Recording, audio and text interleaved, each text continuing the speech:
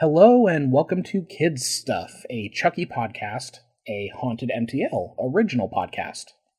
I'm your host, David Davis, and my guest this week is my close friend and my enabler, Kevin Hayman. I'll take it. Hi, David. How you doing, buddy? Hi, Kevin. I'm doing well. Good. What have you been up to? I saw a fantastic movie today called Child's Play. Interesting, because that's the whole reason we're here right now. Fantastic. I'm happy to hear it. Let's get into it. Well, first of all, I want to thank you for being my first guest. This is welcome. just a weird little idea I had. So what I'd like to do is talk a little bit about the point of this podcast, because, all podcasts need to have a point or else it's the Joe Rogan experiment. Yeah. Good point. Yeah. So this podcast is kind of a little experiment for me. As you are well aware, I'm a frequent guest over on your own podcast, Supernatural Selections. Yes. And I've really been enjoying the process of doing podcasts. It's been a lot of fun. And I've wanted to do one for myself for a long time. It's just I never really had quite an angle to go for, you know what I mean? Yeah. So this is a little experiment for me. I cover all types of horror over at HauntedMTL. I write reviews. I do recaps of Joe Bob Briggs episodes, everything like that.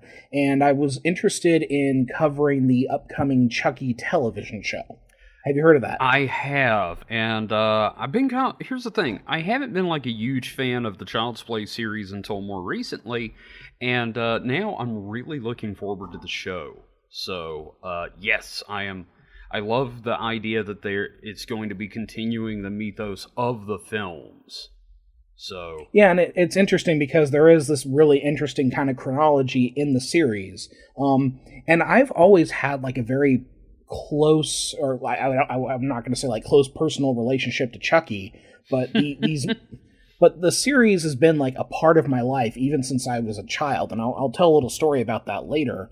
But specifically, like, I recognize that the franchise has its problems, but as a whole, I can't think of a better way to spend a night. Just yesterday, I watched Child's Play 1, 2, and 3 in preparation of this, just for fun. I just went one into the other. Yeah. Well, I mean, that's great. I mean, everybody's got what I consider their comfort horror movies. Yeah, and that makes a lot of sense. And for me, it would be like Child's Play. Yeah, like me, it would probably be something along the lines of Dagon, or something like that, something Lovecraft. In the Mouth of Madness, actually, is my comfort horror movie, I think. Oh, so the John Carpenter, Sam Neill, yes. I mean, it's full of humor, and it's also terrifying in its own way, and it's the best Lovecraft movie that's not about Lovecraft. Oh yeah, it's like an absolutely perfect Lovecraftian film. But yeah, like we have these kind of like horror movies that we connect to, and it may not even be horror, but there's something where it's like even if something is flawed, we're still super into it. Oh yeah, no, I mean there's a lot of movies that I love that are deeply, deeply flawed, but I mean they're fantastic. I mean I will always watch them if I find them on. And one of the things I wanted to do with this podcast, part of my approach to it, is I want to see what other people think about these movies. Like, I have my own feelings. I connect with them on a certain level. I have an attachment, but not everybody will. And the other thing is, as a writer, I love to, like, break down stories. I like to see how these things work. And I happen to know a bunch of people who, write and tell stories. So I kind of want to bring them along for the ride and pick their brains regarding this series that I really love and see what their thoughts are. Well, I'm happy to be doing it because, honestly, I have not seen this movie since, shortly after release. So I'm going into this with fairly fresh eyes, and I'm glad to be a part of this. Well, and I really appreciate it. So the basic conceit is, like, I don't know how long this podcast is going to go on because I'm going to cover the movies. I may have a couple of one-off episodes, but specifically, I want to look at each movie of the franchise, and then I'm trying to figure out how I want to cover the TV show, because while I will be reviewing the TV show, I don't know if I want to record an episode of this podcast for each episode of the TV show. So that's ultimately, I don't know where I'm going with that, but I think there's plenty of material to do a nice limited run and then provided the show gets a second season, you know, I can continue it that way. But I Sure. wanted something where I can really sink my teeth into a subject, but not do like a weekly show, if that makes sense. Sure. And what I was just thinking is, and not to, you know, just throw the talking shop out there, but you could do like the original series, like 1 through 3, as a season, and then the blank of Chucky movies as a season, and then you could do the first season of the show as a season. Yeah, you know, so there's all sorts of things, and I'll be... Tons of ways. Yeah, and it's just kind of figuring out what works, what clicks. We'll see what happens after this first episode. Sure. But I think I'm very excited about this project. I know that my wife and I were talking about doing something for Saw, which this is also kind of... Yeah, this is kind of a way for me to kind of prepare for that as well. So you might be hearing me on a second podcast pretty soon. Very nice. But, you know, I think as far as things go, I think we have a pretty good idea of what this podcast aspires to be. And I think we should kind of dive into the episode itself. What do you think? Sure, I think that's a fantastic idea, and let's roll with it. All right, so this episode, our first episode, is going to be about the original film in the series, which was 1988's Child's Play. Yes. So before we dive in too much, Kevin, I want our audience to get to know a little bit about you before we talk about the movie. So, you know, one of the criteria for my guests on this show is that they are storytellers, they are writers. So what is your experience with storytelling and writing? What projects are you up to? What have you done? Oh, boy. Let's get into that for a second, shall we? First off, I have been doing webcomics for the last, 21 years. Long-form webcomics, not your gag-a-day stuff. So I'm all about long-form storytelling. I've also written probably 4 or 5 short films, 3 screenplays. I've produced, acted, directed, edited. I've done the special effects on several films. And then now I'm doing the podcast because I don't have to show people my face. So, so yeah, and I know you personally have heard of my podcast, Supernatural Selection, which of course is my oldest and dearest love, the paranormal. So, and I absolutely love being on that podcast. And it's a highlight whenever I'm on there. Well, thank you, and I love having you on there. You are such a good co-host. I appreciate that. And let's see how good I am as a host. Oh, yes. It's always fun to learn whether you've got the chops or not. Yeah, and so far, I don't know. So let's you know what? It's too early to judge, damn it. So let's move on. That's true. Yeah. I got to give myself a chance. Definitely. Okay, so here's my second question. Are you a fan of horror? I think it's fair to say I've become one. Okay. As a child, I hated horror. Terrified me. I was one of those run in the other room and hide my eyes and cover my ears kind of kids. But as I've gotten older and I've seen the horrors that the world is made of, I've really come to love the genre in all of its forms. And I kind of blame H.P. Lovecraft for that. So Lovecraft was kind of your awakening into the larger genre then? Yeah, and I guess in a way, Hurricane Katrina was my awakening into horror because we didn't have power, and I had just bought the complete works of H.P. Lovecraft, and I had nothing else to do other than fair enough. Than sit by a picture window and read everything he ever wrote for a week. And that's where everything changed. That's when the cannibalism started. Nice reference. Thank you. So yeah, horror wasn't something that you've been into your entire life. For me, I grew up with horror. I don't know why the fuck this happened, but my parents let me watch whatever horror movie I wanted as a small child. Yeah. And that's going to tie into this discussion on Child's Play because I have a funny story about that. Okay. But before we get to any of that, I just have one more question, and that was, you've kind of talked about it already, but what was your familiarity with the Chucky series beforehand? I freaking hated it. And here's the thing, it was nothing personal about the movies. I barely remember the first movie, but the whole conceit of, man, it's a doll, just kick it, was forefront in my mind. I'm like, it's a football attacking you. You can get rid of this real easy. But when you get into the movie, and we'll get into this later, but like when you get into the movie, that kind of goes out the window because you're dealing with it on its own level. Yeah, there's that whole idea of the suspension of disbelief. And that's the thing. Now I can go, I'm really happy I saw it now in my latter years, my twilight years. I can go back and watch these movies without as much cynicism. Now, my question to you is, how many of the films have you seen? Oh, geez, probably 1 and 3. Is 3 the one with the military academy? Yes. 1 and 3. Okay, so you've not seen, like... Okay, so the Andy Barclay story is... the storyline is in the first 3 films, and then it kind of focuses on Chucky for the remainder. Yeah. I'm going to go back and watch all of them. I am straight up down. I'm going to be watching all of them again in the next month, so... Okay. So, if you have the Sci-Fi Channel, and this is for listeners as well, because they are preparing for the upcoming TV show, which starts next month, they do have all of the movies on Sci-Fi. That's awesome. Yeah, their Sci-Fi app. So, that's how I'm kind of like catching up with everything. But you'll see that the series kind of transitions from being about Andy to being about Chucky, which...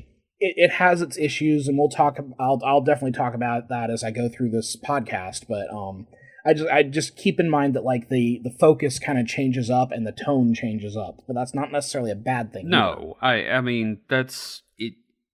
Part of the thing is I feel like a series that runs this long eventually kind of finds its footing, even if it's not the original focus of the series. Like the Nightmare on Elm Street movies kind of became more of camp comedy with the jokes and the crazy shit. Yeah, so. and Chucky kind of gets that way, but in the most recent 3 movies, it starts getting back to its roots a little bit. Okay. But we'll talk about that. Yeah, we'll get into that. But so I guess before we start talking about the movie and kind of talking about it from the craft of like storytelling, I think we should talk a little bit about like the core people behind it. Please do. So, the first person I want to mention is the director Tom Holland, and I do not mean Spider-Man. And he was not born then. The first thing I said when the credits started was, "How old is this kid?" Right. It's like, typical Hollywood teenager. The guy's in his 30s playing 18. Yeah. But no, that is not the same Tom Holland. Gotcha. This Tom Holland, he would be best known for... Psycho 2, which came out in 1983. Which I think that's a much maligned movie. I think all the Psycho movies deserve more respect than they get. I definitely think Psycho 2 deserves a lot more respect, and he was known for writing that one. He didn't direct that one, but I gotcha. And and the whole reason. Who played Norman Bates? Oh man! Oh my God! I can't remember his name. He is also in the Black Hole. Yeah, Anthony Perkins. Anthony Perkins. And the script is the whole reason Anthony Perkins came back as Norman Bates. Is because he liked the script of Psycho 2 that much. And it's honestly a very good sequel. That's great. Yeah, it really is.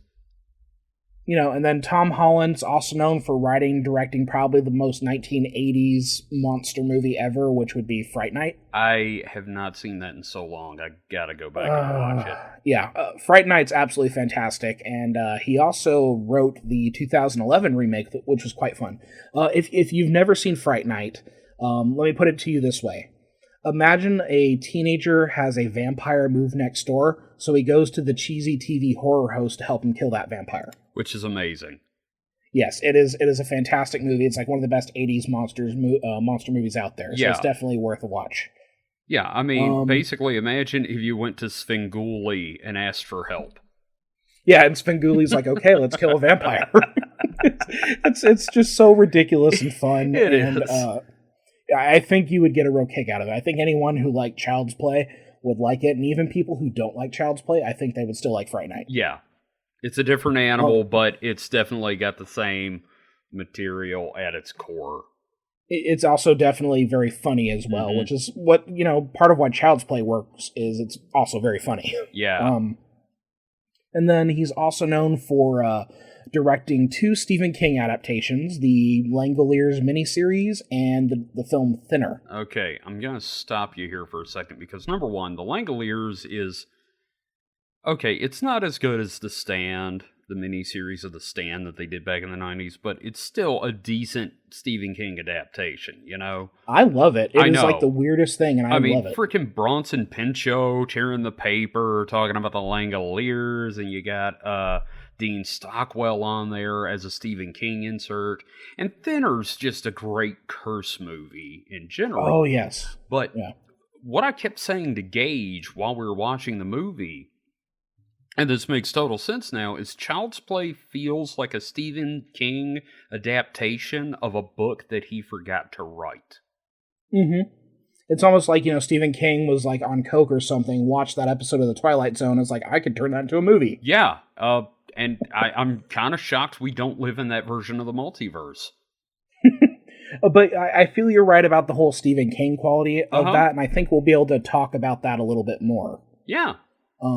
But yeah, I kind of want to return to Tom Holland real quick, because I feel like he's one of the more influential figures in horror that tends not to get brought up as much as he should. I kind of agree.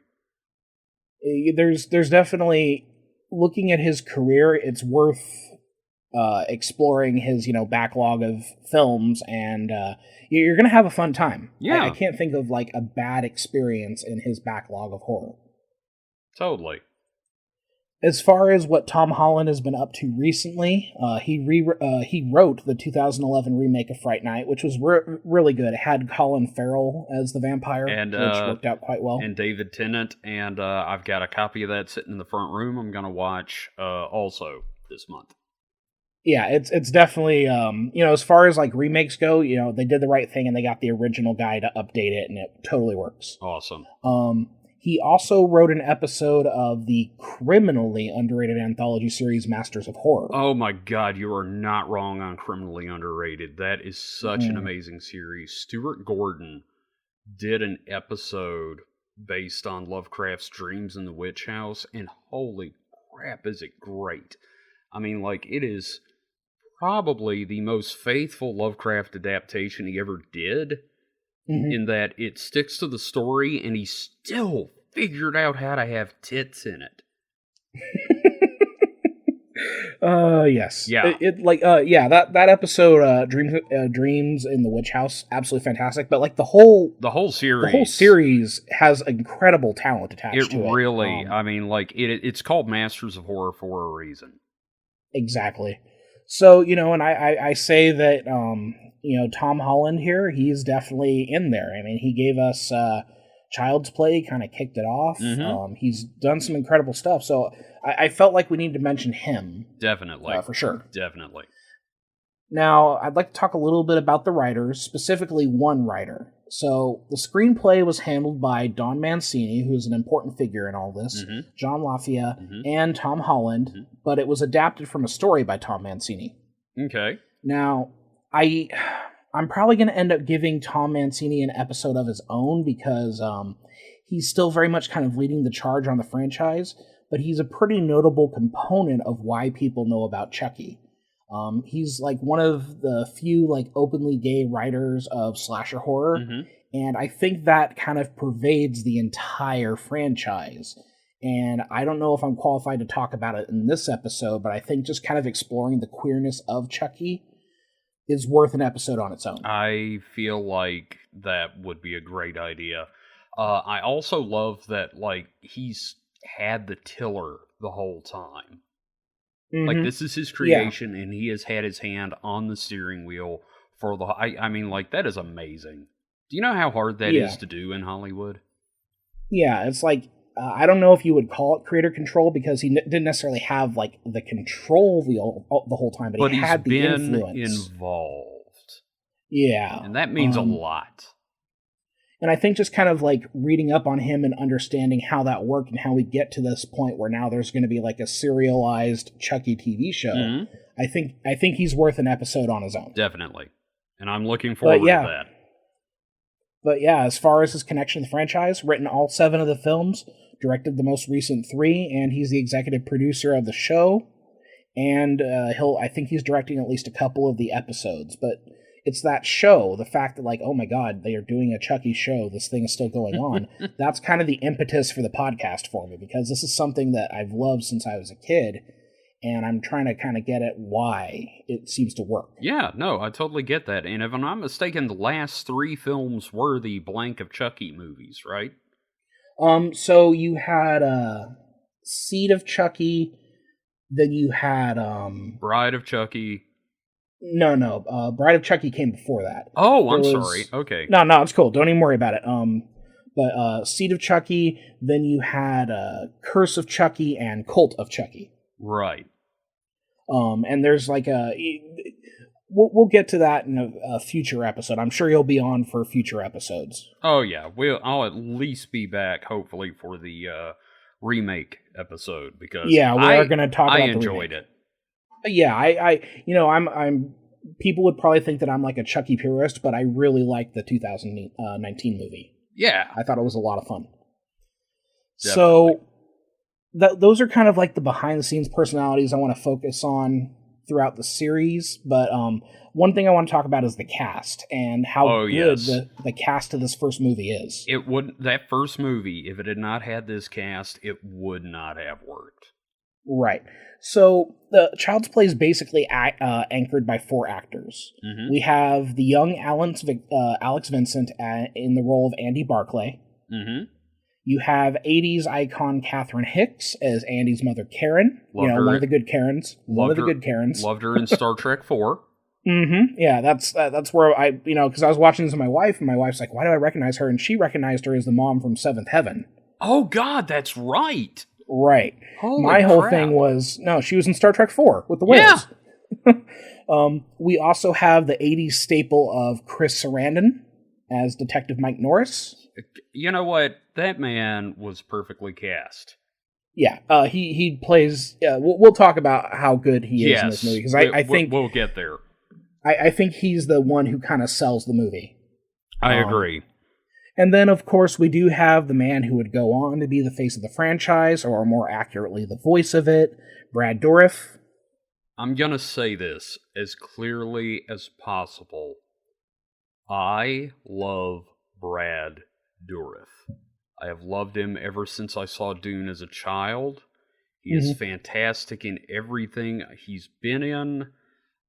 He did a great stint in a few episodes of Star Trek Voyager as a mentally ill crew member. Mm-hmm. I mean, everything he's in, he's just great. Hell, he was in one of the Myst games. Mm-hmm.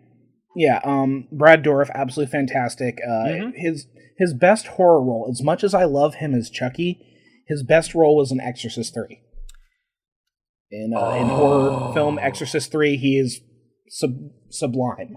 There's a lot of people that poo-poo the sequels of The Exorcist. I understand with Exorcist 2, but Exorcist 3 is great. I mean, George C. Scott. I'm sorry, it's George C. fucking Scott. George C. fucking Scott. I stand corrected. That's a great movie, and I'd love to talk about that with you another time. Yeah, maybe we'll do it an eventual series talking about the Exorcist. Maybe we should just do a horror movie podcast or something. I don't know, but for now, let's... We'll talk about this off air so we don't bore the listeners. Yeah, that's how our conversations go. We'll start talking about something like, ooh, here's another idea. Yes, that's the problem with two creatives. Exactly. We just end up creating more things. Yes. Okay, so we kind of touched on this before, but overall, your impressions of Child's Play. Okay, this movie was so much better than I was expecting it to be. And the thing is, I went into it this time with a bit of excitement because I was like, I haven't seen this since I was a kid. I've been wanting to know, how's this going to be for me as an adult? And it was great. Now, speaking as a creator, and I have a fantastic book on screenwriting, and it is not Save the Cat. Let me say that. Every movie these days follows the formula of Save the Cat, where if you've read the book, you're going, okay, they're at this beat, they're at this beat, they're at this beat. Lou Hunter's Screenwriting 434 is an old school tour de force on how to write a screenplay. And there's a story he tells that kind of relates to Child's Play a little bit. This guy wrote an animated film about a guy and a computerized box, and they became friends and like stood up against a man and freed all the other boxes that were being made, and everybody that read this script loved it. It's full of pathos. And then he took it to his producer friend of his, and he read the script, and he was like, well, what do you think? And he said, there's no way this is going to fucking work. He said, why? He was getting pissed, and the guy looked at him, and he said, I guess it's the first time anybody said the obvious, who wants to watch a box? Oh, that's good. Yeah. So, and here's the thing. If this were a book, if Child's Play were a book written by Stephen King or even by the screenwriter, it would be an amazing fucking book. Like, it would be terrifying reading about this doll. And it is still a scary film, but there is a certain part of your brain that goes, that's a doll. Right. And you keep having to, like, tell that guy to be quiet. We'll talk about this when the movie's over. Right. Well, and even then, even though you know that this is just a doll and there's just... They could kick it down the hall, you know what I mean? Yeah. You put a laundry basket on top of it and you're done. but also, there are these moments in the film where it kind of plays with those expectations, and it presents the doll in such a way that like it crosses into that uncanny valley, and that's where a lot of the disturbance comes from. Tell me about it. Like, okay, I read about the original script for Child's Play. The original idea was that Andy was the killer. I don't know if you'd heard about this.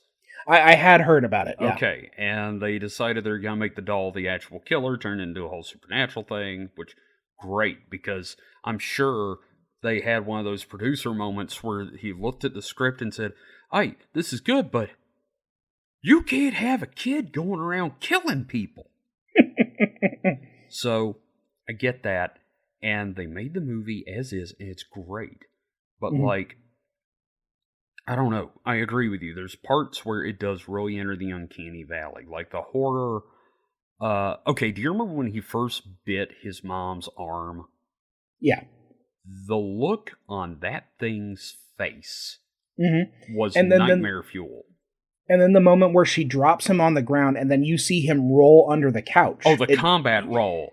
Yeah, and you at one part you're thinking like, okay, well, just the doll rolled for some reason, but then you think about like that's not a natural roll for such a thing. No, dolls don't stop, drop, and roll.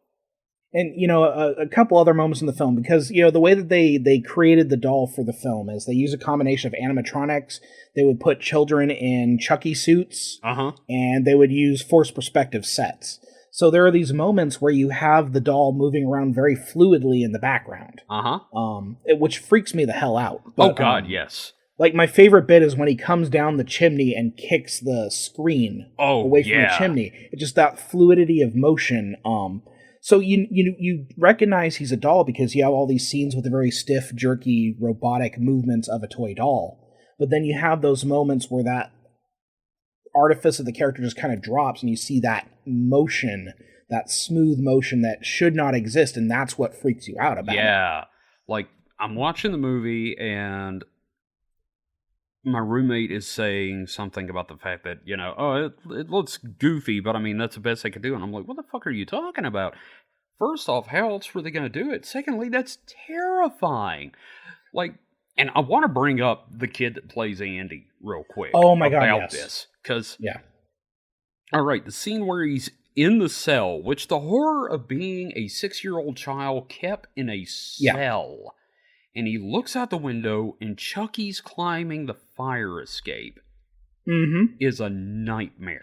Yeah, and then just the way that little Alex Vincent is able to kind of like sell the terror of it. Like, one thing I want to talk about is just how Andy might be the most cursed protagonist in any film series I have ever seen. The way he's crying at the door when the doctor who looks so much like Gary Busey walks away. I was sold, man. That kid was like real tears. I was like, holy shit, this kid is fucking amazing. And you know, just the fact that the character, this child, is doing everything right, but he is being blamed, and that people hate him for what's going on when it is not his fault. Man,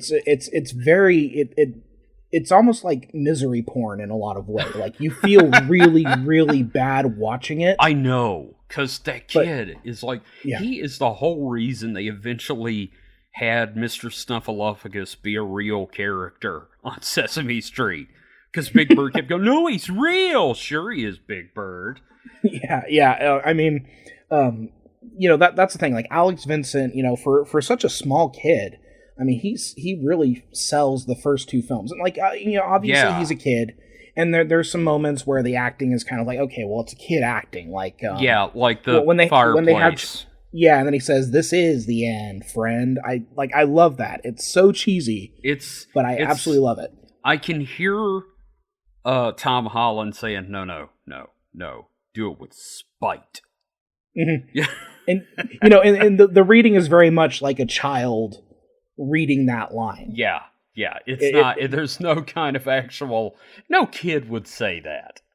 But the other thing is, you totally, or at least for me, I totally love it. I think it's earned, and it's one of those things where like, all the goofy shit that the movie does, it still works. Well, I mean, it's goofy shit on top of some other goofy shit, so I'm fine with it. Mm-hmm. You know, it's not a problem well, it is a problem, but I mean, it's not like something that takes me out of the movie. I'm like, well, I bought the rest of it. You know, so why would I reject this? But, you know, I think part of the reason the movie works so well, at least for me as someone who writes stories, is just how everybody involved seemed to, like, really buy into it, and they didn't, like, come off it half-assed when they were performing their characters. Totally. This was like Bob Hoskins and Roger Rabbit levels of buying into the film. Mm-hmm. Like, because if he hadn't reacted to Roger Rabbit, you wouldn't buy that there's a cartoon rabbit there. If they hadn't taken this as seriously as they're taking it in the film, I would not have enjoyed this film nearly as much. Yeah, all the central performances, and even some of the supporting characters, they make it feel real. They take what is distinctly unreal and they treat it as real, and it totally works. Oh, you want to talk about real? Let me tell you about the scene that made me have to pause the movie and start laughing. Mm-hmm. Okay, you remember she goes looking for the peddler, which they use the term peddler, and I'm like, that hasn't actually been a thing in like 100 years, so wow. You're right, it was kind of a weird fucking Chicago. Yeah. So she goes looking for the peddler that sold her Chucky, and she finds him in what I can only describe as Hobo Village. And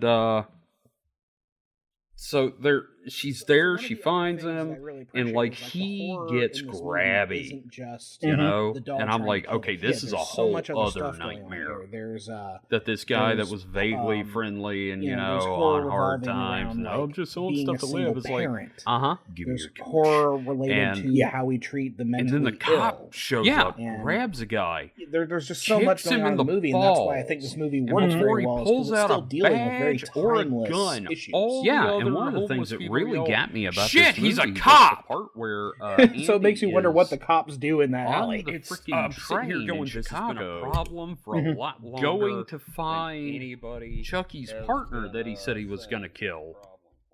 And it's like, he gets off and he's in the Hobo Village, and I'm like, this is the most dangerous thing they could do with this kid.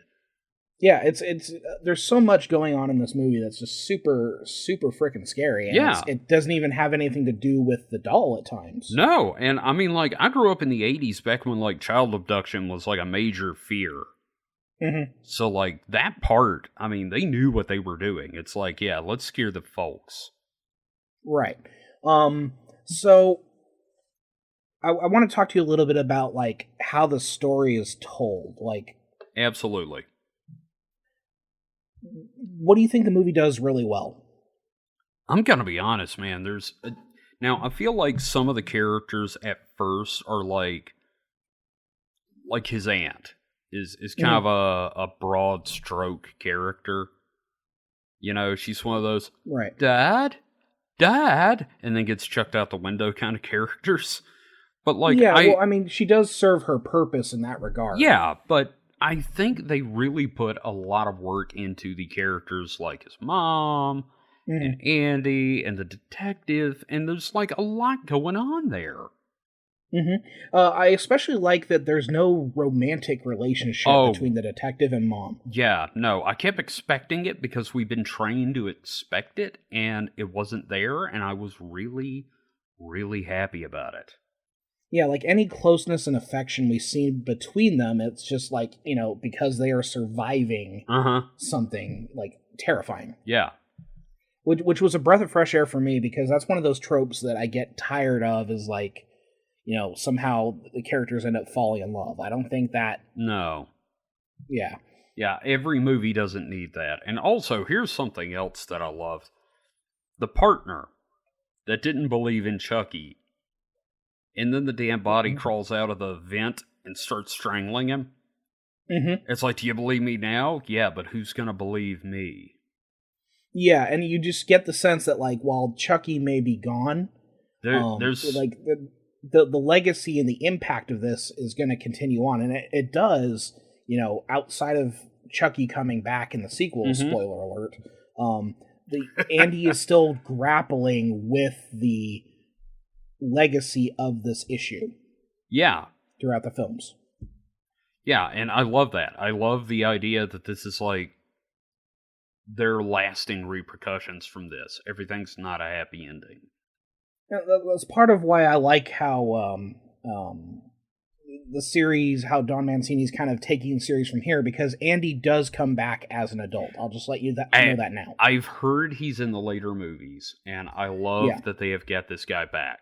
It's the same actor, too, isn't it? Yes, they only changed the actor for Child's Play 3. Which, okay, great. That's fantastic. I love that they've brought the original actor back. That's just a really great way to handle it. Right.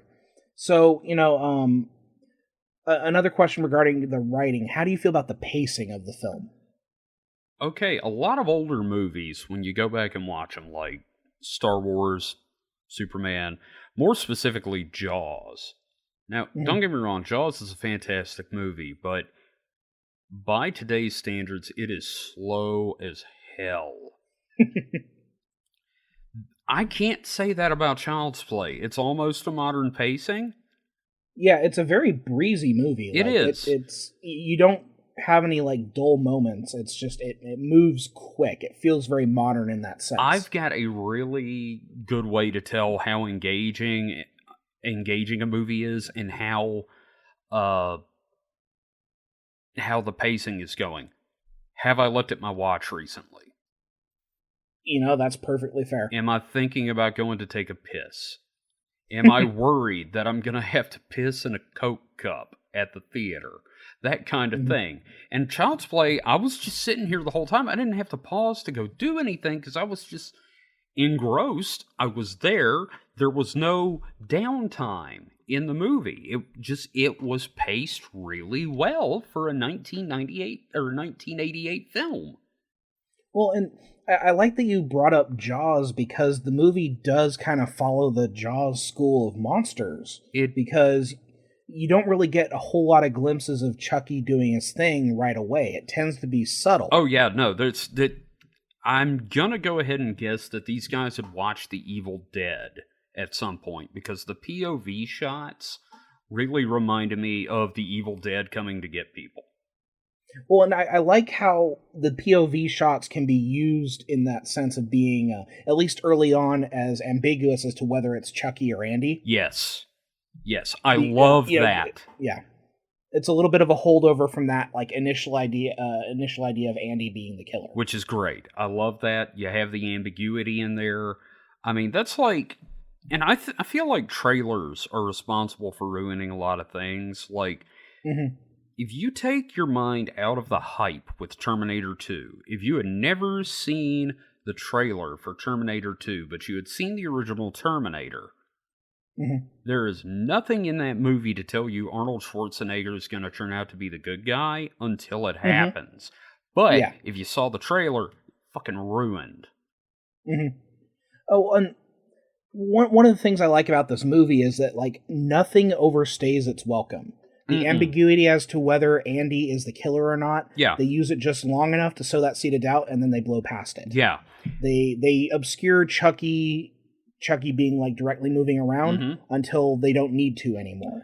And even the car scene with Detective Norris. Oh God, yes. It lasts just long enough. Yeah, that could have gone, like, if this were a modern movie by like your modern masturbatory, I am an artist type director, that movie would have been like 10 minutes. That scene would have been like 10 minutes, and you'd be like, can somebody die or throw a pie or something? Right, and they spend just enough time in the mental hospital. Exactly. They spend just enough time in John's house of voodoo.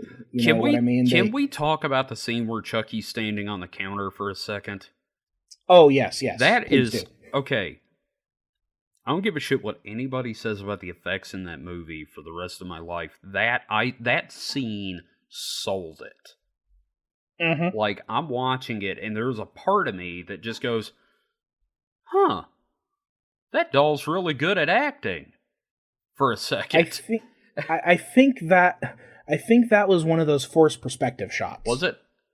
Because the motion of him kind of getting down and sitting on the counter. On the bench there, that part. It seemed too smooth to be animatronic, but then again, I'm not sure. And I think that's a credit to this movie. Oh God, yeah. The movie was only about $13 million to make, and like they got their money's worth out of the puppetry work.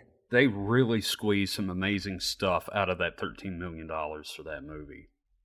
But yeah, that scene, and it's all those little moments of fluidity that are like that are disturbing. But then it's also like even the most subtle effects, like how Chucky's eyes will just kind of like scan.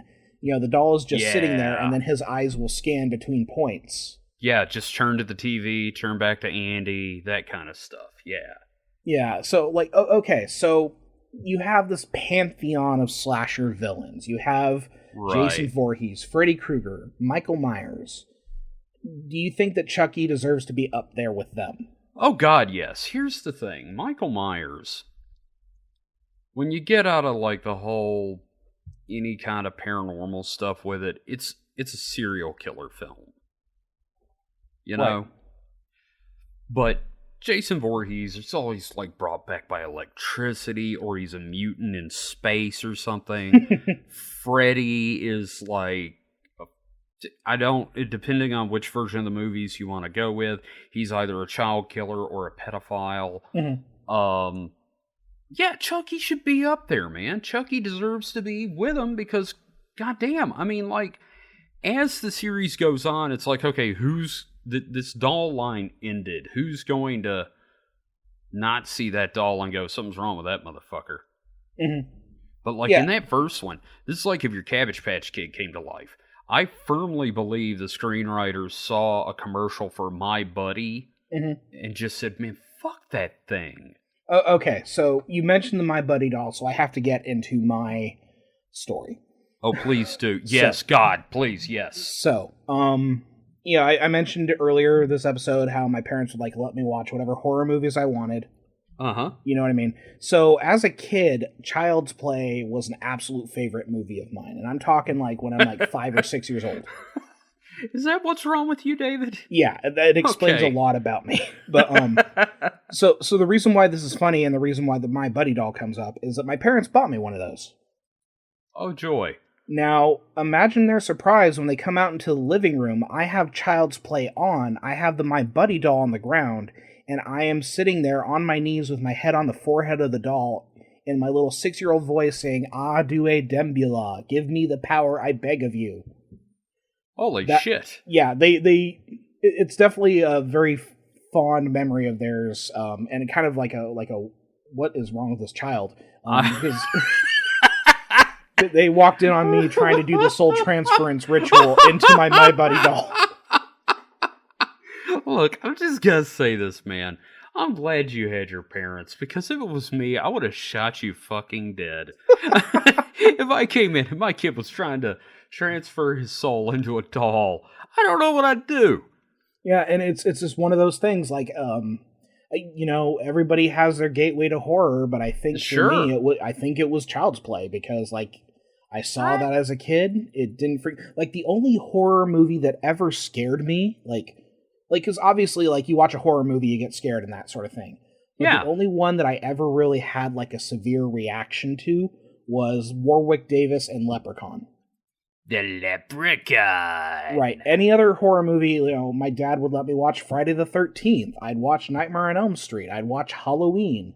But for some reason, that fucking Leprechaun movie, that was the one that, like, freaked me out as a kid. I don't know why. Okay. Well, there was, it's funny you mentioned that. It's something about, and I'm not saying, like, dwarfism terrifies me. I don't want that to be, like, a thing that gets out there. Don't you fucking dare isolate that audio. But I get that, because, like, Leprechaun kind of scared me. There was always something vaguely unsettling about the Ewoks looking like dancing teddy bears. I think it's because you know that they're not real, but the way that they're moving around is very realistic. Well, there was this show on ABC when I was a kid, and I'm probably the only living fucking person that remembers this shit. There was a show called Star Child. God, that sounds so familiar. About this little thing that, like, it was obviously a little person in a suit, but it had, like, this Trumpy head, in that it had, like, this high dome pointed head wearing, like, a onesie. And for some reason, as, like, a 4-year-old, it terrified me. And I don't know why that is. And I guess that was a holdover, because I think on some level, yeah, Chucky did scare me. And that's part of why I had the cynical attitude. I was like, doll looks fucking fake. It's like, I don't want to admit that there's a part of me that is terrified of the idea. And I love toys and robots as a kid. So, like, the idea of a toy robot coming to life and trying to kill me or my parents is a nightmare. Well, yeah, and that's the other thing about, like, toys. Toys represent the innocence of childhood, but there are a lot of movies about killer toys. Oh, yeah. I think Chucky is probably, like, one of the best ones, but you've got, like, the Puppet Master series. Oh, yeah, that's, yeah. I don't get me wrong, I love Puppet Master. It's not great, but I love it.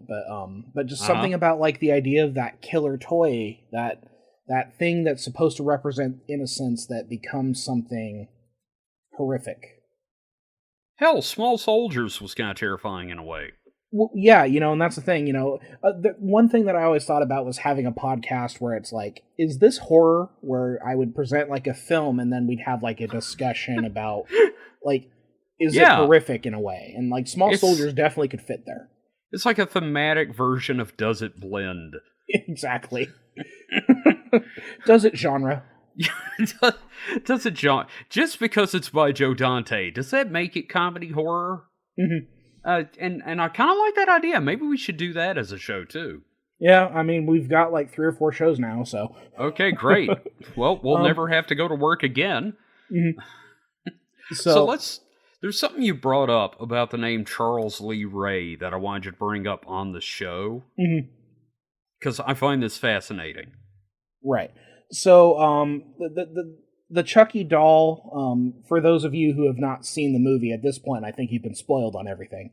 But sure. The movie involves a mortally wounded serial killer named Charles Lee Ray who transfers his soul into the body, the toy body of a good guy doll. And so...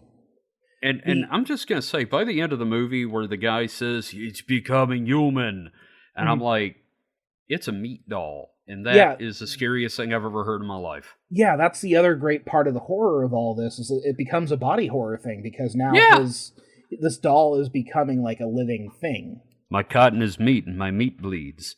Yeah, like exactly. So like when he gets shot or hit or anything like that, that's flesh, man. That's flesh and blood. It's great. That's horrible. Right. But yeah, as you were saying about the character Charlie Lee Ray. Yeah, so Charles Lee Ray, it's definitely a reference to 3 people who, nerds like us might be familiar with. Obviously Charles Manson, Lee Harvey Oswald, and James Earl Ray. But man, you gotta give him credit for having like 3 of the worst. Well, and that's the other thing is, like, again, with all serial killers, they have 3 first names. Yeah. Right? Yeah, I mean, just throw in Ricky Ray Rector and you're good to go. Right. So, like, just the character of Chucky being the serial killer Charles Lee Ray, like, it's a great name for a serial killer. It really is. Yeah. And then, I guess my question for you is, we've talked a little bit about how good Brad Dourif is. Oh, yeah. I really want to dig into, like, why Brad Dourif as Chucky works so well. I don't know. It's kind of hard to say, but I think it's the fact that, like, even as, even being a voice actor, providing the voice for the doll, he doesn't half-ass it like some people. He is still giving 110% as that character, He is still just like, okay, when they throw him in the fireplace and he's just screaming inarticulate noises. That noise lives rent-free in my fucking head, man. Like, I periodically hear that in my head. Yeah, I periodically hear that in my head. I'm just like, it's such a satisfying sound given everything that happens in the fucking movie. Oh, God, yeah. I mean, like, do you remember the Wild Thornberrys? Mm-hmm. Yeah. He sounds like an evil version of Donnie from the Wild Thornberrys when they throw him in the fireplace. Did they throw him in the fireplace on the show? Donnie? No. I mean Chucky. God, no. Holy crap. Man, that's what the hell kind of that? I never saw that Rugrats crossover, I guess. Oh man. But no, you're totally right. This like he sells the hell out of it. And it is just inhuman, the noises he's making. Yeah, and then his voice and the kind of like voice he chooses for Chucky, total asshole. But he's the type of like asshole that you love in a weird way. Well, it's the asshole you enjoy seeing get killed at the end of the movie. Right. Yeah, like, I think that's. I can't wait for this guy to get it. Oh, and then the way they torture that doll, which is fantastic. Like one of my favorite bits in the movie, like whenever he gets like the shit kicked out of him, like they stab him, they burn him, that sort of thing. That's fun. But my favorite bits are when people are just picking up the doll and they bump into the corner of a door with him. Oh, at the beginning, yeah, and like the whole time I'm watching it, I'm just saying under my voice, it's like, "Fuck, you're dead." Fuck, you're dead. Yeah, fuck, you fucking bitch. You just imagine him like swearing under his breath, just like hits the wall or hits a desk. Yeah, and he's like, motherfucker. Yeah, as soon as she picks him up by the arm and the arm is kind of like dislocated and the head's hitting the walls and stuff, I'm like, oh, this bitch is gonna die in the next 5 minutes. And Gabe's like, it's that obvious, and I'm like, yeah. And that's something that I love is like, because you know at this point like the doll is a living entity, but just to see him kind of get like manhandled like that and like thrown into stuff, it's just it adds a little bit to it. But I'm gonna say something, man. Do you know what the single most horrifying visage in that movie is? What? The burned Chucky coming down the hallway. Oh yes, no that is Andy. Yeah.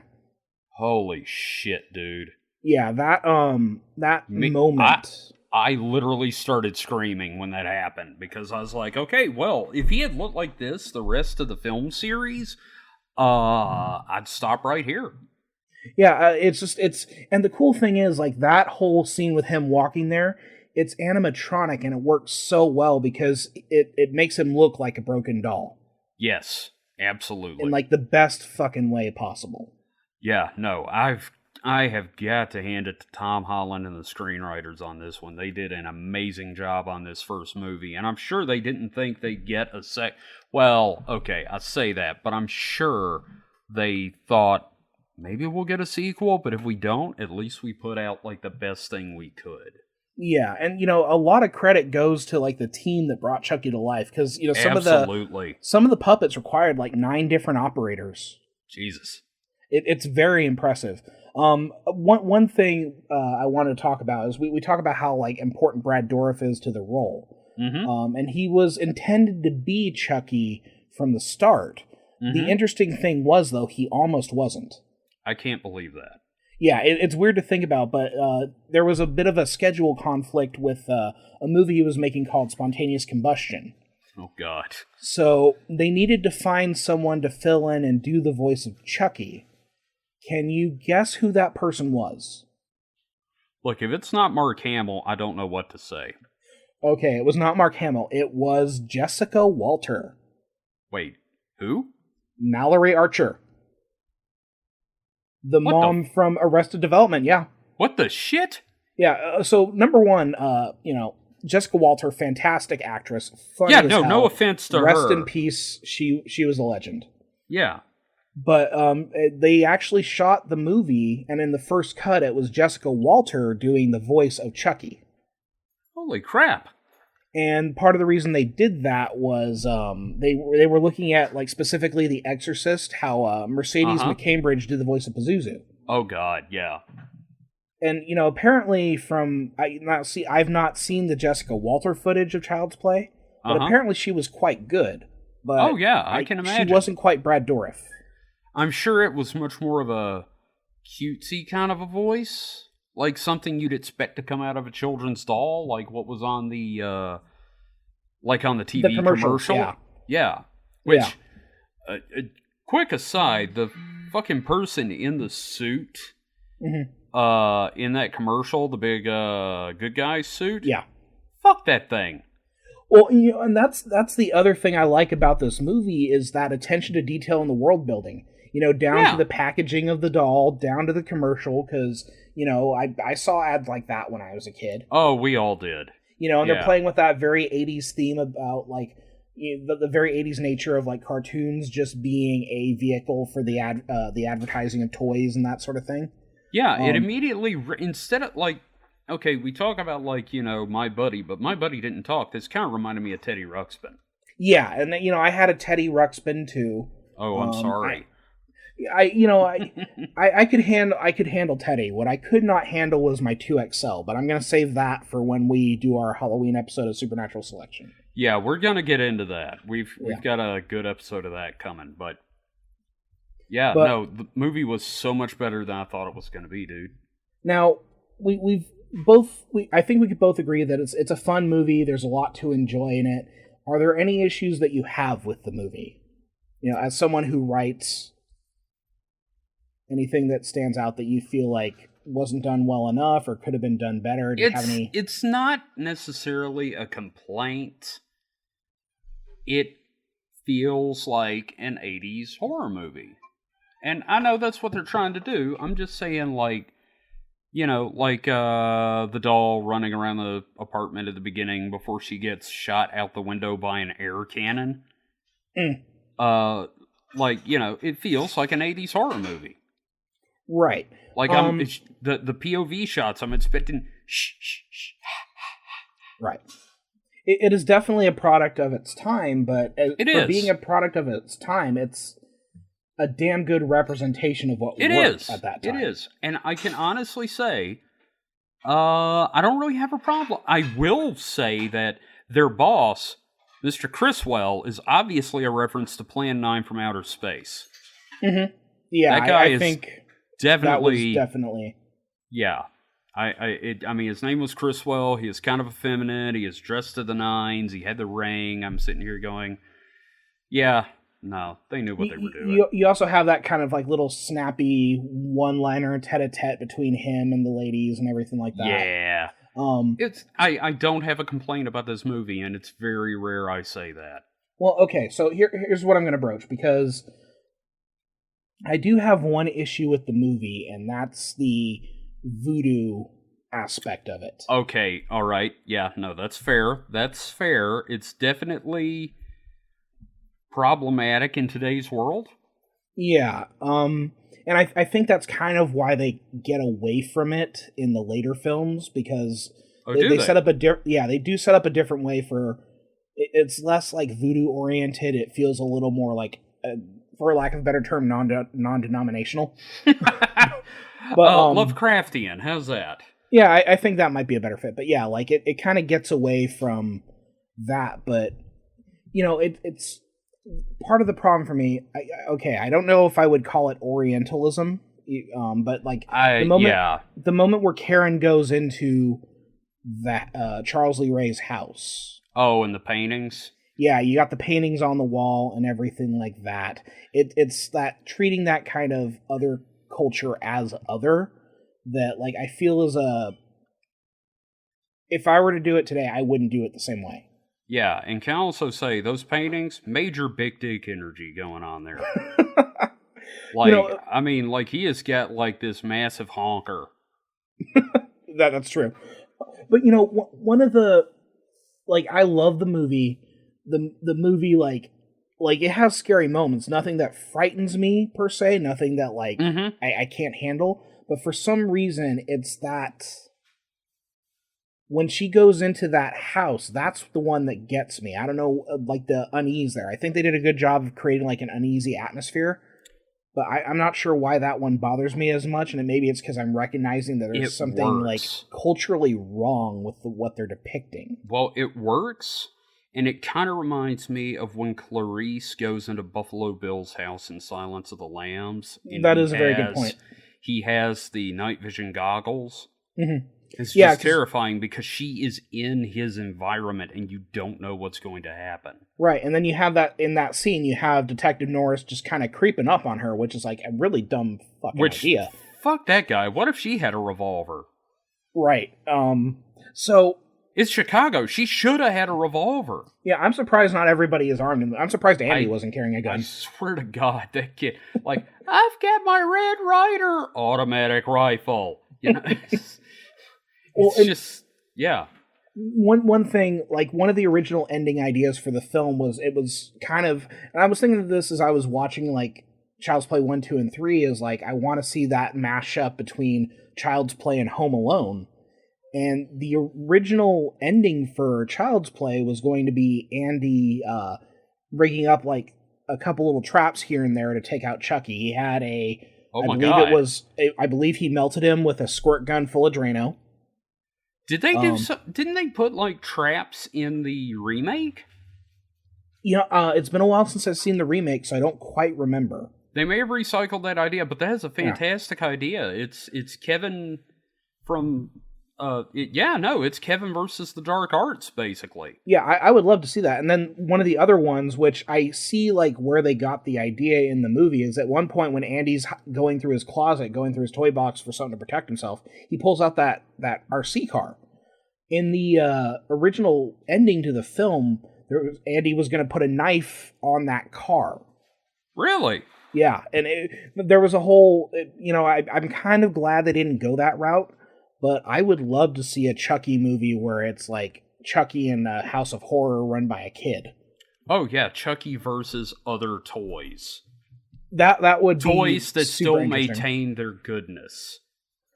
Oh man. But yeah, the corrupt toy versus the uncorrupted. That would be really interesting, actually.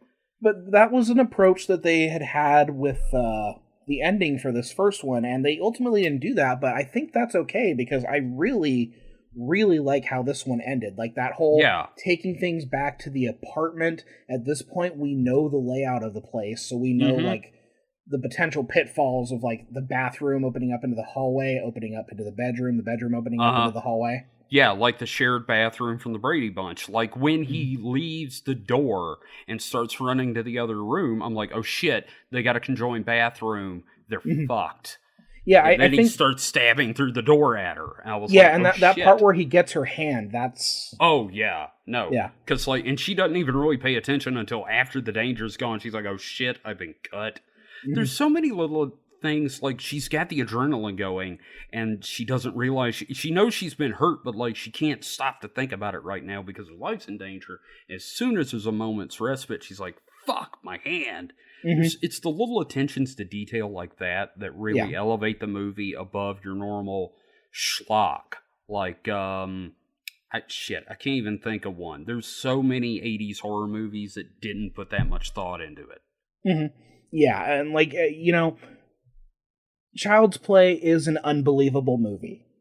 Oh, absolutely unbelievable, but you're able to suspend that disbelief and still like buy into what they're selling, and that's masterful to me. It really is. I did not expect to get as knee deep into it as I did.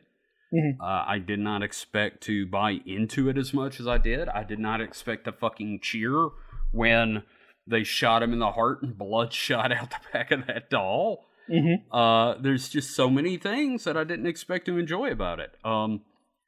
Man, when they blew up that crack house, there's a lot of large scale destruction in that movie too. Which, like, let's talk about that car chase or that car scene. Jesus. And then the part where he's stabbing the knife through the seat as Mike is trying to, like, steer through the city. They didn't try to do it all slick where, like, he moves up at just the right time. It's like it's just sheer luck that his balls didn't get stabbed through those corduroy pants. I mean, like... And then it ends with a really well done crash, but then the horror still continues because Mike is stuck in that upside down car, and he got this doll, like, running around and giggling around the car. God, I know. You see these little feet just walking, just running. You can't hurt me, Mikey. Yeah, I mean, yeah. Holy shit! Oh my God, yeah. So I think we're getting pretty close to the end here. I think we've talked a lot, but just as a writer, would this be a movie you would recommend people kind of pick up to see, like, the craft of storytelling? Yes, actually, I would. I mean, like, it's got some well-worn tropes, but I mean, holy shit, does it use them well. It does so much. And it's also written in a way where it's, like, conscious of its budget. It's also funny as shit. It is. And, like... One of the things... Okay, oh God. When the two old people are in the elevator, for instance, talking about funny... I know what you're going to talk about. And the woman goes, what an ugly doll. And the elevator goes up and you just hear Chucky go, fuck you. Yes. That is fucking great. You know, because a lot of horror movies try to put in, like, comedy because you kind of need that natural reprieve that comes from the comedy. But, like, just the ridiculousness of this doll, just, like, as he's going up the elevator, fuck you, lady. That just... Yeah! It lands so well. And it does. Like, a lot of that is because of Brad Dourif, obviously. Oh, God, yeah. I mean, like, he's got such range as an actor. And I could probably go on for another 10 minutes talking about how much I enjoy Brad Dourif. And keep going on about how surprised I was by this movie, but I'm not. All I'm gonna say is that if you want to know how to make an effective horror movie with a ridiculous premise and still have it come off as scary, you could do so much worse than watch Child's Play. So are you gonna watch some of the other movies? You're goddamn right I am. Okay, and then I will probably have you back for a couple of more episodes, but please Kevin, I want to thank you for being with me on this first one. I think we had a really good conversation about this. I agree, and I want to thank you for letting me be on, because it has been a delight to go back and watch this movie with fresh adult eyes and go, this is not nearly as bad as you think. It's always good to be wrong. You know, and that's part of being an adult, is recognizing, oh, sometimes I'm wrong about things. Yeah. So, well, and it's nice that, like, you ended up coming out of this as a convert to what I'm going to call the cult of Chucky. We'll see what happens with some of my other guests, but once again, I just want to thank you for being on. I'll make sure to kind of plug your stuff at the in the show notes. Thank you, my good sir. If you want to, like, plug what you have right now, that'd be great. Yeah, I'm just going to say, if you want to find anything I'm doing currently, you know, my webcomics are at everywincomics.com. Currently not updating, but if you want to check out the podcast where I truly shine, you can check out supernatpod.rocks. Nice. Yeah. All right. And with that, I think we're going to go ahead and close up. So everybody who's been listening, thank you. We're going to be tackling Child's Play 2 next. So keep it creepy, Chucky fans.